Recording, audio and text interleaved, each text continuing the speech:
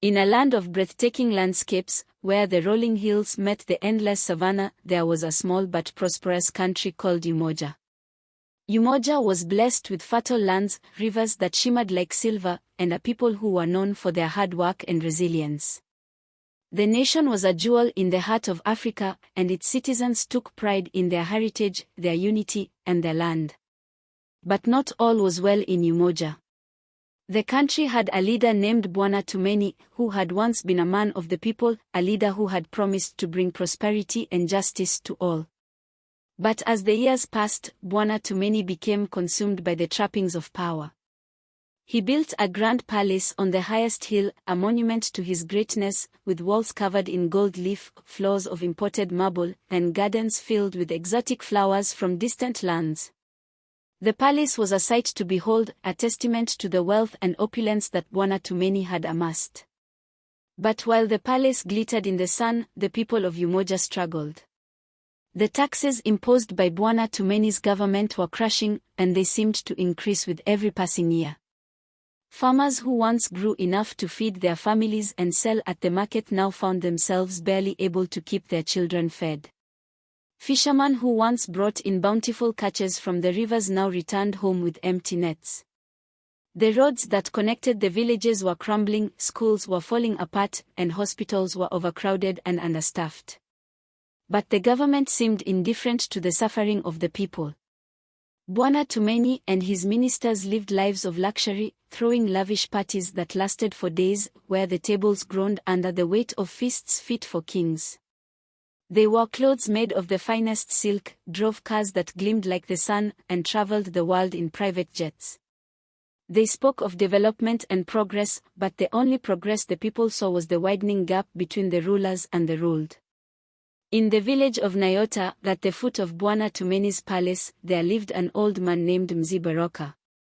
Mzee Baraka was known for his wisdom and his deep connection to the land.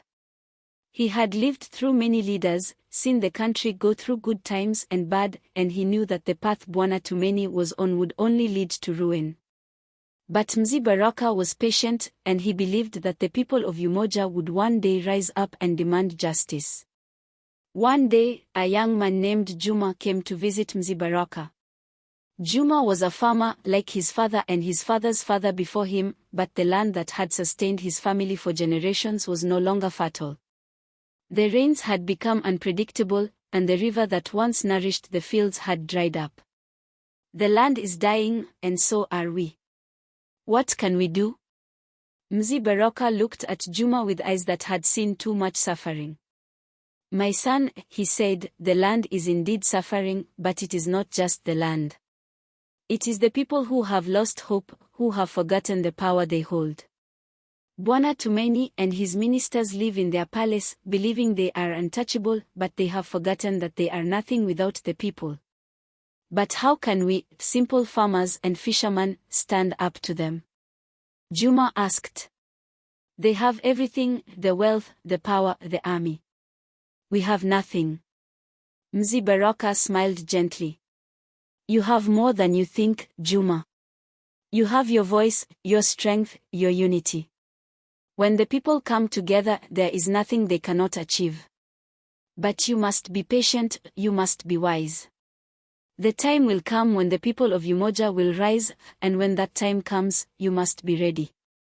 Juma left Mzee Baraka's hut with a heavy heart, but also with a glimmer of hope. He returned to his village and began to speak to the other farmers, the fishermen, the traders, and the teachers. Slowly, a movement began to take shape. The people of Umoja, who had once been isolated in their suffering, began to come together. They shared their stories, their struggles, and their dreams for a better future.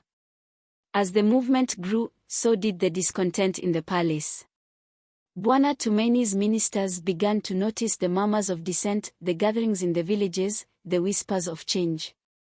They reported to Bwana Tumaini, who dismissed their concerns with a wave of his hand. The people are like sheep, he said. They will complain, but they will never act. As long as we control the wealth, we control the country. But Bwana Tumaini was wrong. The people of Umoja were not sheep, they were lions, and they were awakening. The movement spread from village to village, town to town, until it reached the very gates of the palace. The people marched in the thousands, carrying signs that read, "Justice for Umoja," and "End the Greed." Mzee Baraka, now frail but determined, led the march with Juma by his side. The people chanted as they approached the palace, their voices rising like a tidal wave. Bwana Tumaini watched from his golden balcony, his face pale, as the sea of people surged towards him. For the first time in his life, he felt fear, not of losing his wealth, but of losing the power he had taken for granted. When the people reached the gates of the palace, Mzee Baraka stepped forward. "Bwana Tumaini," he called out, his voice strong despite his age, "you have betrayed the people of Umoja. You have taken from us, but you have given nothing in return. We are here to demand justice, to take back what is ours." Bwana Tumaini trembled, but he tried to maintain his composure. "I am your leader," he shouted. "I have brought prosperity to this land. You owe me your loyalty." "You are no leader," Juma replied, his voice echoing through the courtyard. "A leader serves his people, but you have only served yourself. The wealth you have hoarded was not yours to keep, it belongs to the people of Umoja." The crowd roared in agreement, and Bwana Tumaini realized that he had lost. The walls of his palace, once a fortress of power, now felt like a prison. He could no longer hide from the truth. The people had risen, and they would not be silenced. With a heavy heart, Bwana Tumaini stepped down from his balcony and opened the gates. He walked through the crowd, his head bowed in shame, as the people watched in silence. He approached Mzee Baraka and Juma, who stood at the front of the crowd. "I have wronged you all," Bwana Tumaini said, his voice filled with regret. "I have been blinded by greed and power, and I have forgotten my duty to the people. I offer my resignation, and I ask for your forgiveness." Mzee Baraka looked at Bwana Tumaini with compassion. "The people of Umoja are forgiving," he said. "But forgiveness must be earned. You will return what you have taken, and you will work to rebuild this nation with us. Only then will you be truly forgiven." Bwana Tumaini nodded, tears streaming down his face. "I will do whatever it takes to make things right," he promised. And so, the people of Umoja began the long and difficult task of rebuilding their country. Bwana Tumaini, no longer a leader but a humble servant, worked alongside them. The Golden Palace was transformed into a community center, where people could gather to share ideas and resources. The wealth that had once been hoarded was used to repair roads, build schools, and restore the land. As the years passed, Umoja flourished once more. The fields were green, the rivers flowed freely, and the people lived in harmony. Mzee Baraka, who had lived to see the transformation of his beloved country, passed away peacefully in his sleep, knowing that Umoja was in good hands. Juma, who had once been a struggling farmer, became a respected leader in his own right, always remembering the lessons he had learned from Mzee Baraka. And so, the story of Umoja and its people became a legend, a tale of how the people rose up against greed and oppression, and how they reclaimed their land and their dignity. It was a story passed down from generation to generation, a reminder that true power lies not in wealth or titles, but in the hearts of the people.